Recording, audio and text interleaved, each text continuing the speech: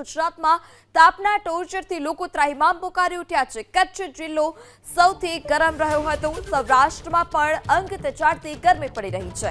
ગઈકાલે રાજ્યના 13 શહેરમાં ગરમીનો પારો પહોંચી ગયો 40 ડિગ્રીને પાર। સુરેન્દ્રનગર શહેર રહ્યું સૌથી ગરમ। સુરેન્દ્રનગરમાં 44.8 ડિગ્રી તાપમાન નોંધાયું તો રાજકોટમાં 44.5 ડિગ્રી તાપમાન નોંધાયું હતું।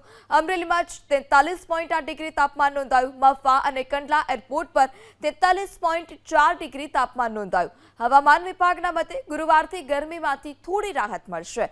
એક સાથે 3 સિસ્ટમ સક્રિય થતા 2 થી 4 ડિગ્રી તાપમાન ઘટવાની શક્યતા છે। આજે કચ્છ જિલ્લામાં ગરમીનું રેડ એલર્ટ જાહેર કરવામાં આવ્યું તો રાજકોટ, મોરબી, બનાસકાંઠા, પાટણ, મહેસાણા અને સાબરકાંઠામાં ઓરેન્જ એલર્ટ જાહેર કરાયું।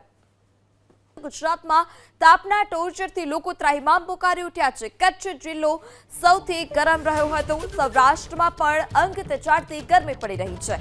ગઈકાલે રાજ્યના 13 શહેરમાં ગરમીનો પારો પહોંચી ગયો 40 ડિગ્રીને પાર। સુરેન્દ્રનગર શહેર રહ્યું સૌથી ગરમ।